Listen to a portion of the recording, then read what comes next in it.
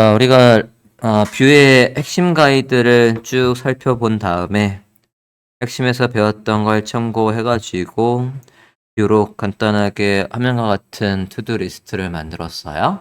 이 투두 리스트는 여기에 할 일을 입력하세요 라고 하면 엔터 하면 이렇게 추가되는 녀석이었고, 체크를 하면 이렇게 이건 다 한 거야 라고 해서 체크를 이렇게 할 수 있었고, 아예 얘를 지울 때는 딜리트 버튼을 누르면 이렇게 지워지는, 정말 삭제할까요? 한번 물어보고 이렇게 지우는 이런 간단한 앱을 뷰로 해서 만들어 봤었습니다. 자, 똑같은 기능을 뭐로 만들어 볼 거냐면 리액트로 만드는데, 리액트로 만드는 거에 이 투두 리스트는 여기 뷰로 만든 거에서 조금 한 단계 더 가서 어디까지 갈 거냐면, 지금 이 뷰로 만들었던 거의 가장 치명적인 단점은 여기에 이 투두 리스트의 항목이 그 어디에도 저장이 안 된다는 거예요. 그래서 새로 고침을 하면 다시 원상 복귀. 오늘 했던 거 이제 내일 다시 컴퓨터 켜고 보면 그대로 리셋돼 있다는 얘기죠. 그래서 여기 있는 항목들 리액트로 할 때는 여기에 입력한 내용들이 특별히 서버에는 저장할 필요 없이 이 컴퓨터에만 저장되도록 로컬 스토리지를 활용해서 입력을 해볼까 합니다. 거기까지 갈 거예요. 그러니까 기본적인 모양은 일단은 뷰에서 만들었던 거대로 뷰에서 우리가 앱뷰에서 이렇게 목록을 만들고 저 목록에 있는 게 기본적으로 나오게 했었던 거와 같은 방식으로 리액트를 쭉 만든 다음에 마지막에 입력하는 항목들이 다 로컬 스토리지에 저장되고 수정되고 삭제되는 거까지 해볼까 합니다. 자, 그럼 프로젝트를 한번 만들어 볼게요. 저는 그냥 리액트의 투두 리스트라는 걸 폴더를 하나 만들고 거기에 작업을 해보도록 하겠습니다. 이 폴더 이름에 그냥 프로젝트를 생성을 할게요. 리액트 폴더에 가서 여기에서 kitbash here로 해도 되고 또는 그냥 터미널로 해도 되고 파워쉘로 해도 되죠. 마우스 우클릭 눌러서 파워쉘을 하셔도 됩니다. 일반적인 똑같은 상황을 만들기 위해서 그냥 VS 코드로 할까? bash로 할까? 그냥 kitbash로 할게요. kitbash로 하려면 컴퓨터에 git scm 설치되어 있어야 됐어요. 일단 kitbash로 그냥 하겠습니다. 명령어는 그냥 우리 리액트 앱 만들 거니까 npx create react app 해서 앱하고 to 아까 이 이름으로 하자 그랬지? 그냥 to-do list라고 할게요. 앞에 뭐 이렇게 붙일 필요 없이 이 명령어로 프로젝트를 실행합시다. 해볼게요. 프로젝트가 만들어졌으면 해당 폴더에 가서 이렇게 해서 실행하랍니다. to-do list 해당 폴더에 들어가서 npm start에서 프로젝트 실행하래요. 저는 이 프로젝트 폴더 만들어진 거에 들어가서 그냥 VS 코드를 실행할 거예요. 알겠습니다. 프로젝트가 실행됐으면 파일들 정리 좀 할게요. 쓸데없는 것들 좀 버리도록 하겠습니다.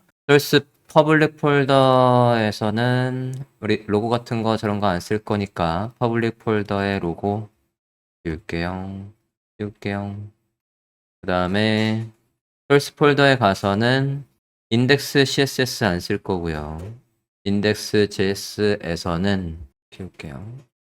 index js에서는 저 콘솔에 값 찍을 때 얘가 있으면 두 개씩 찍히잖아요. 그래서 스트링 모드도 일단 뺄 거고요. 그 다음에 report web vitals 이것도 보고하는 거니까 이것도 뺄게요. index css 지웠으니까 빼고요. 일단 index js는 화면과 같이 정리해 주세요. 자, 정리됐으면 app.js도 볼게요. 여기에서도 파일 아까 이거 필요 없었죠? 이 파일 필요 없었어요. 앱 테스트 지울 거고 로고도 지울 거고요. 리포트 셋업 테스트도 다 지울 거예요. 지금 박스 친 것들 필요 없으니까 지웁시다.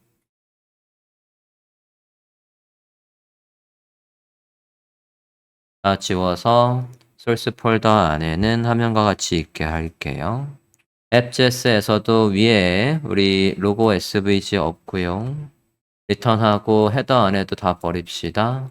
이렇게 남겨 놓을게요. 자, 이렇게 깔끔하게 시작을 해보도록 합시다.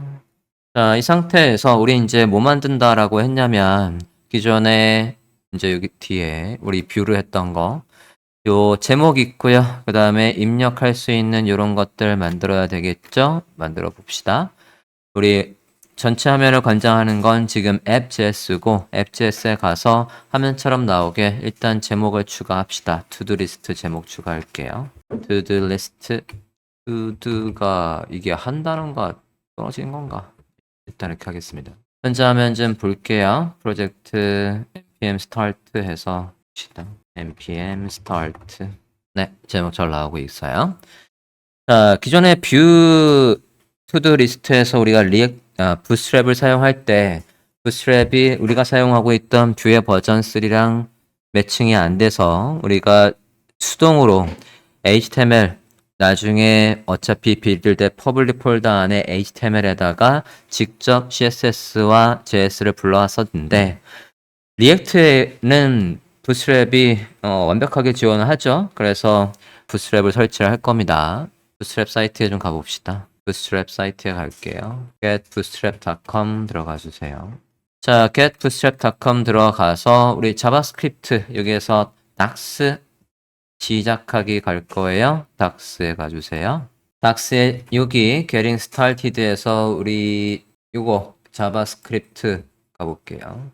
왼쪽에 자바스크립트 들어가 보겠습니다. 자바스크립트에 보시면 여기 리액트에서 자바스크립트 하는 방법에 대한 안내가 있지요. 지금 여기서도 보시면 뷰가 부스트랩 4 그리고 뷰 3는 부스트랩 뷰 앤 넥스트 지금 현재는 알파 버전 아직 완벽하게 지원을 안 해요. 그죠? 그래서 우리가 수동으로 직접 로드를 했었습니다.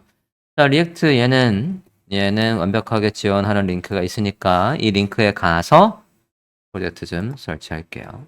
해당 링크로 들어왔습니다. Getting Started 들어갈게요.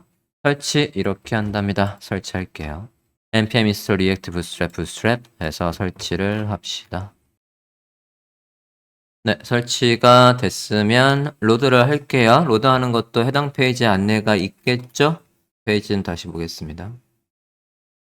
이렇게 한 다음에 어떻게 하래요? 쓰고 싶은 컴포넌트들을 이런 식으로 로드해서 임포트를 하시면 된답니다.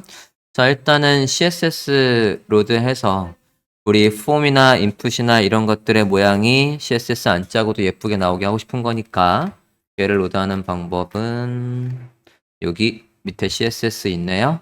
CSS에 보시면 import 해서 bootstrap 어쩌고 되어 있는 부분 복사할게요. 이렇게 되어 있는 거 CSS 복사합시다.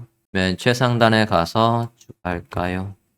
네, 이러면 우리는 이제 얘들이 제공하는 CSS를 그대로 HTML과 CSS 복사해서 넣으면 예쁘게 나오겠죠. 자, 그러면 우리 이제 뭐 만들면 되냐면 요 입력 폼 만들어야죠. 뷰에서 만들었던 요 입력 폼을 만들 거예요. 요거. 자, 이거 할 때도 우리가 사이트에 가서 얘들의 라벨 인풋을 넣으려면 어떻게 해야 되나? 라고 해서 코드를 보고 복사해 왔었거든요. 그거하고 똑같이 부스트랩에 가서 라벨 인풋 찾아서 복사해서 넣겠습니다. 사이트 좀 가볼게요. 자, 우리 폼 넣을 거거든요. 그럼 폼스에 가서 다크모드 좀 잠깐 끌게요. 여기에 폼스 보고 있고 폼스에서 폼 컨트롤, 폼스에 폼 컨트롤 가서 코드 복사해 봅시다. 이제 이런 양식 나오게 할 거니까 이렇게 나오려고 하면 어떻게 쓰면 된답니까? 밑으로 내려 볼게요. 여기에서 폼 로드를 하고 그 다음에 이렇게 쓰면 된대요. 넣어봅시다. 폼 안에 폼에 그룹해서 넣어야 된다는데 폼에 그룹만 쓰면 안 되나? 그리고 얘가 return해서 폼 라이브 result sizing 이건 지금 함수로 한 거고 우리는 이것만 있어도 될 것 같아요. 여기 사이즈, 폼의 컨트롤, 라벨, 인풋, 폼의 그룹. 얘는 하나뿐이 없는데 폼의 그룹으로 할 필요가 있나? 안에 있는 이것만 복사할게요. 얘랑 맨 박스 친 부분만 복사해서 넣어보도록 하겠습니다. 사실 이제 여기 컴포넌트 요거 로드하고 이렇게 쓰셔도 되고 또는 우리가 지금 부스트랩에 CSS가 로드되어 있기 때문에 getbootstrap.com에 있는 코드를 그대로 가져서 넣어도 크게 상관없어요. 일단 얘랑 비교를 한번 해볼게요.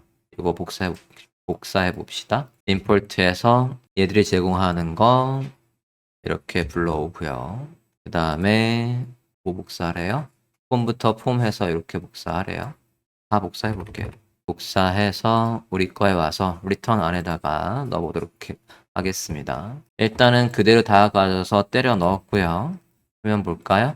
네, 그러면 화면과 같이 잘 나오고 있는데 우리 부스트랩이 전체 화면을 다 감싸는 거에 컨테이너 있어야 되잖아요. 컨테이너를 만들어야 되겠네요. 여기다가 앱이 아니라 컨테이너라고 합시다. 컨테이너.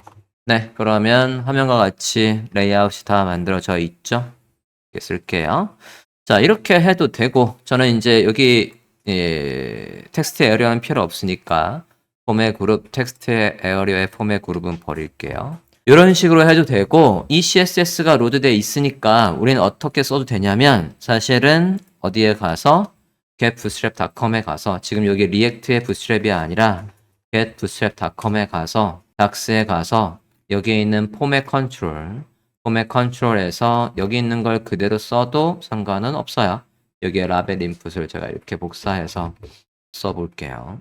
근데 다만 어떤 게 좀 문제가 생기는지 한번 보도록 하겠습니다. div 안에다가 이렇게 해서 bootstrap의 getbootstrap.com에서 이렇게 가져와 봤습니다.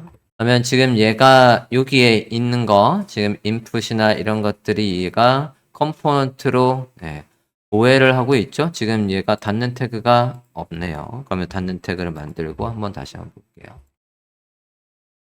자, 지금 보시면 여기 제가 이제 닫는 태그 제대로 만들어 줬고 좀 전에 얘들 부스트랩 리액트의 부스트랩에서 제공하는 폼 컨트롤을 이용해서 위에 건 만든 거고 아래 거는 그냥 부스트랩에 있는 거 부스트랩에서 제공하는 코드를 가져와서 만든 겁니다. 둘 다 똑같이 작동해요. 클릭을 해보면 똑같이 작동합니다. 그죠?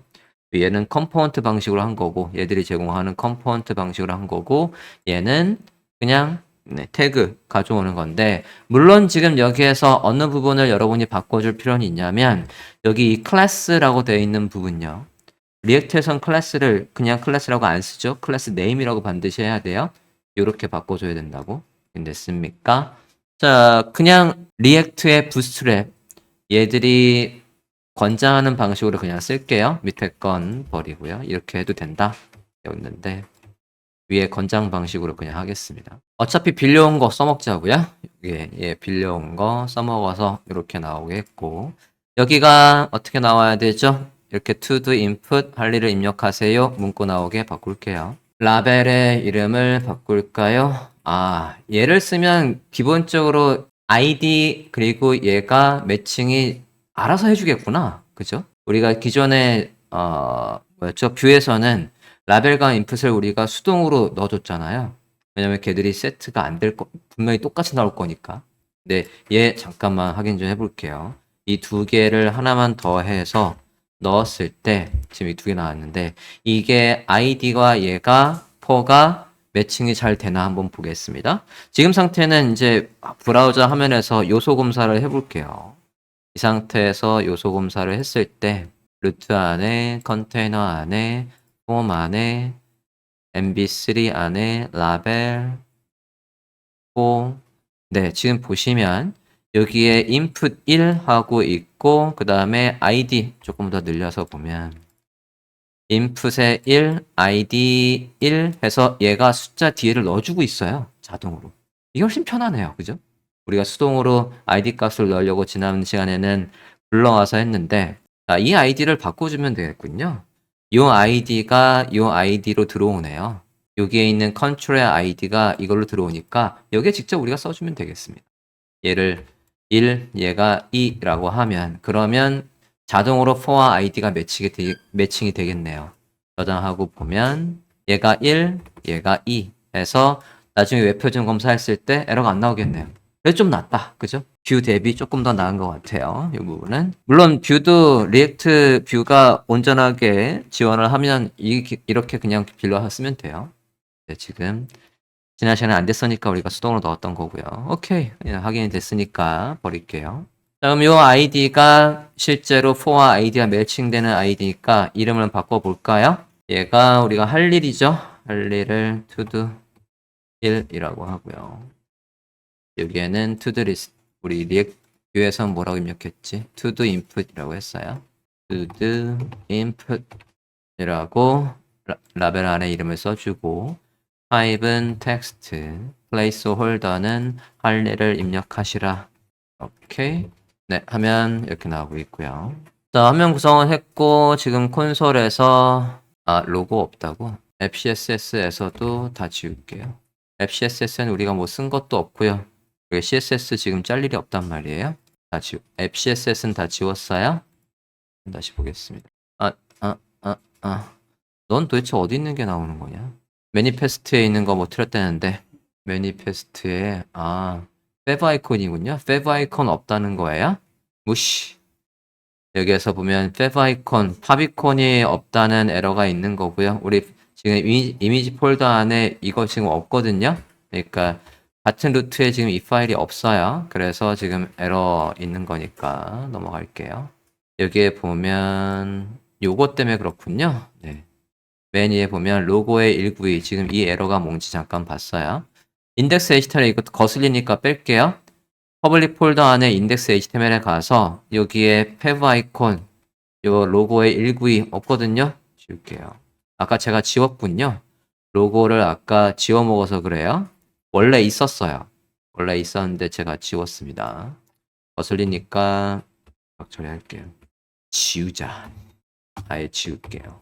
매니페스트 제이슨도 여기에 페브 아이콘의 경로들 다 있는 거였어요. 여기에 얘 로고 지웠으니까 이걸 지울게요. 네. 에러 없게끔 하고 보겠습니다. 아까 여기 로고 파일 안 지웠으면 지금처럼 코드 수정 안 해도 돼요.